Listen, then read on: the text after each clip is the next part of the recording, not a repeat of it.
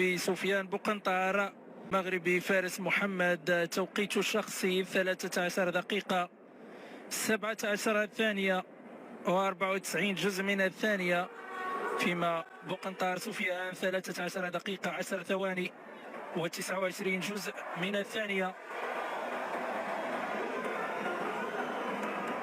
البطل بوقنطار سفيان يبقى صاحب أفضل توقيت شخصي في هذا النهائي ب 13 دقيقة 10 ثواني و29 جزء من الثانية.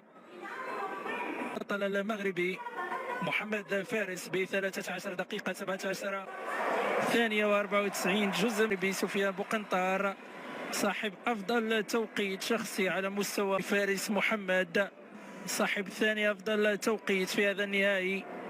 كل التوفيق للبطلين المغربيين من أجل الفوز لملاعب الذهب والفضة في هذا السباق، سباق 5000 متر، السباق الذي لطالما أعطانا أبطال مغاربة من ذهب، لطالما توجت ألعاب القوى المغربية في هذا السباق سواء على مستوى المحافل القارية والدولية.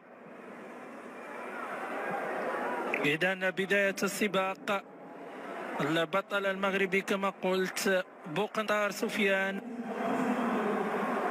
مواليد 1993 وتحديدا في 30 من شهر غشت، صاحب أفضل توقيت شخصي. تابعونا انسلال البطل الإسباني، بطل الإسباني مالية.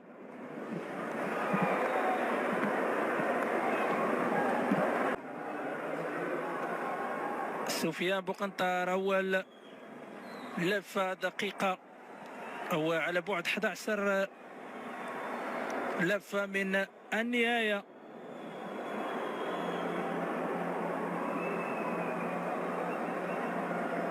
أن يعرف تواجد بطلين من أيضا ممثلة ببطلين، اليونان أيضا، فرنسا أيضا ممثلة ببطل المغربي في المطاردة 63 جزء من الثانية.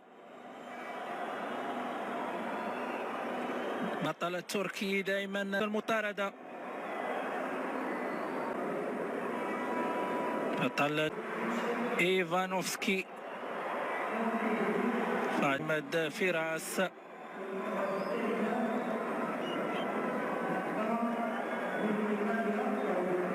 المغربي بوقنطار سفيان صاحب أفضل توقيت شخصي على مستوى هذا النهائي ب 13 دقيقة 10 ثواني و29 جزء من الثانية.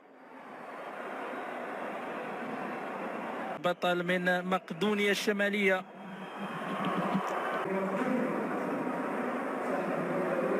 عداء جزائريين وعداء إيطالي،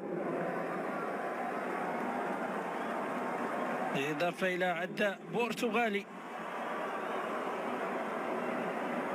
بطل المقدوني، مقدونيا الشمالية دائما. من محمد بن سفيان بوقنطار يطلب منه الصعود. الآن الكوكبة، كوكبة المقدمة تضم الإيطالي، التركي، الإسباني، بطلان مغربيان وبطلان جزائريان.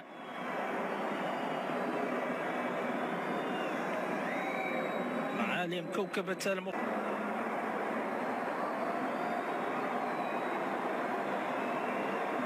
كايا الراس،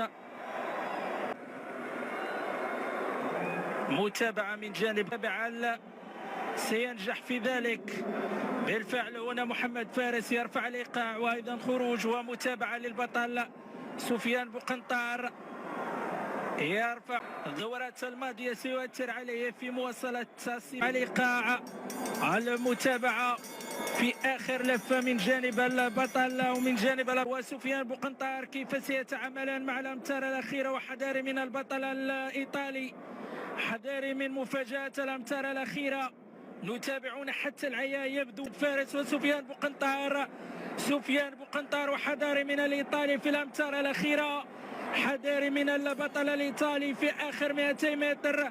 إذا الصراع مغربي ايطالي. بوقنطار يسير، بوقنطار يرفع الايقاع. هنيئا للمغرب بالميداليه الذهبيه والفضيه في سباق ال5000 متر.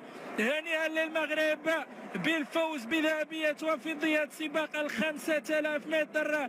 سباق اكثر من رائع وخطه اكثر من رائعه من جانب الثنائي المغربي سفيان فارس. والفوز للمغرب في سباق ال5000 متر. 5000 متر كما قلت قام بسباق أكثر من رائع. عدنان المغربيان عرف كيف يدير السباق.